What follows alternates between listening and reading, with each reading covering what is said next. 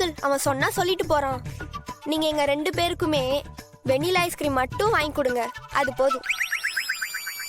புள்ள நான் இப்படி இருக்கணும்டா. எப்படி அளவுக்கு அதிகமா ஆசைப்படாம அளவா கேக்குதுப்பா. நீங்க சும்மா இருங்க அங்கிள். அக்கா நீ தானே ஐஸ்கிரீம் வேணாம்னு சொன்ன. இப்ப நீயும் என் கூட சாப்பிட போறியா? டேய், நான் உனக்காக தாண்டா சாப்பிடுறேன். நீ என்னை விட்டு சாப்பிட்டா உனக்கு தாண்டா வயிறு வலிக்கும். நீ கஷ்டப்படக்கூடாதுன்னு தான் நானும் சாப்பிடுறேன்னு சொன்னேன். நீ தான் சாப்பிடுறேன்னு சொல்லிட்டல, அப்புறம் எதுக்கு ஒண்ணு மட்டும் இல்ல நிறைய சாப்பிடலாம். வேணாம் ஆதித்யா, நிறைய சாப்பிட்டா கோல்டு பிடிக்கும். அப்புறம் அம்மா கிட்ட நம்ம மாட்டிப்போம். ஒண்ணே ஒண்ணு போதும் அங்கிள். அப்ப நீயும் ஐஸ்கிரீம் சாப்பிட்டா நானும் அம்மா கிட்ட சொல்லுவேன். சொல்லு, நானும் சொல்றேன். சரி, நம்ம 2 பேரும் சண்டை போட்டுக்க வேணாம், ஃப்ரெண்ட்ஸ் ஆயிடலாம். அங்கிள், உங்களுக்கு என்ன ஐஸ்கிரீம் வேணும்? இந்த சின்ன பையனுக்குள்ள என் மேல எவ்வளவு பாசம் இருக்குன்னு காமிச்சிட்டான். அவன் மட்டும் சாப்பிட்டா பத்தாதுன்னு எனக்கு என்ன வேணும்னு கேக்குறியே. ஐயா, நீ கேட்டது 10 கிலோ ஐஸ்கிரீம் வயத்துக்குள்ள படக்குன்னு அடிச்ச மாதிரியே இருக்கு. போதும்யா, போதும். நீ சாப்பிடு. சரி சரி, நீங்க எனக்கு ஐஸ்லாம் வைக்க வேணாம், ஏற்கனவே எனக்கு குளிருது. நாங்க சொன்ன ஐஸ்கிரீம் மட்டும் வாங்கி கொடுங்க. டேய், நீ எப்போ எந்த பக்கம் பேசுறன்னே புரிஞ்சுக்க முடியலடா. ஆனா நீ பொழைச்சுப்படா, பொழைச்சுப்ப. சரிப்பா, இந்த பிள்ளைங்க எல்லாம் கேட்ட அந்த ஐஸ்கிரீம் எல்லாம் கொண்டு வாப்பா. போப்பா. Okay sir.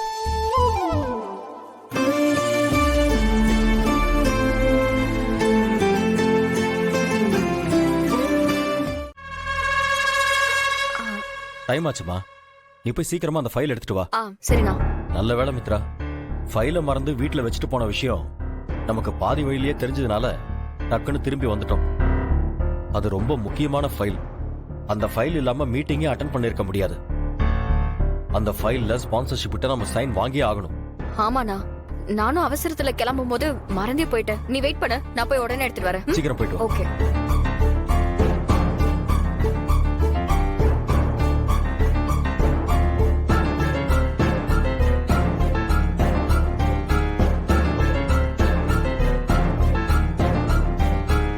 ஆதி இப்போ எப்படி இருக்காருன்னு தெரியலையே. ஆதி,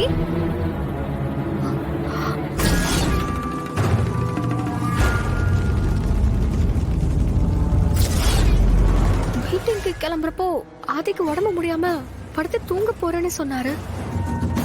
இப்ப என்ன ஆளே காணோம். அதுக்குள்ள எங்க போயிருப்பாரு?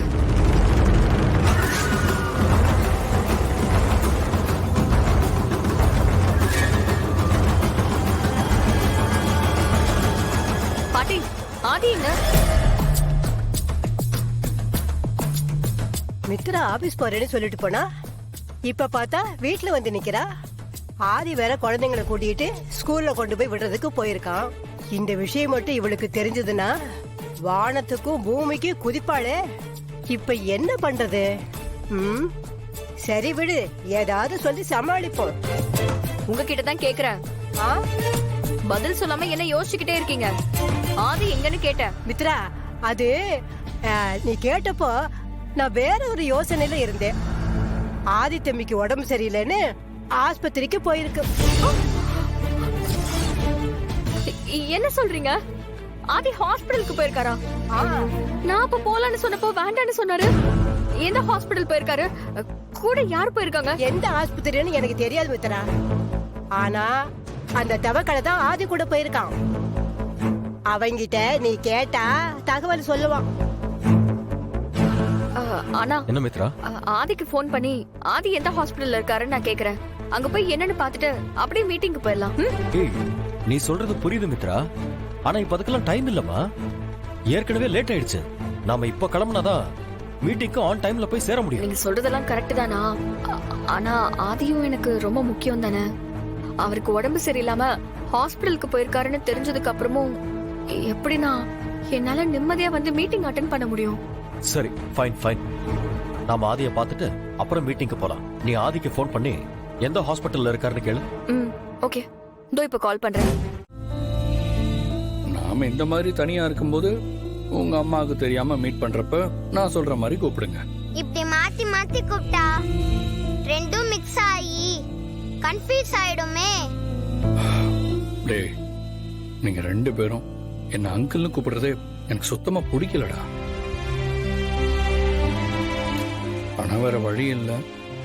அதனால கொஞ்ச நாளைக்கு நான் சொல்ற மாதிரி கேளுங்க. இனிமே நம்ம தனியா இருக்கிறப்போ என்ன நீங்க அப்பான்னு தான் கூப்பிடணும்.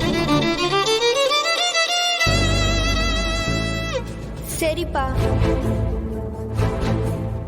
அதான் அக்கா சரின்னு சொல்லிட்டாலப்பா. இனிமே நீங்க சொன்ன மாதிரியே நானும் அப்பான்னு கூப்பிடுறேன்.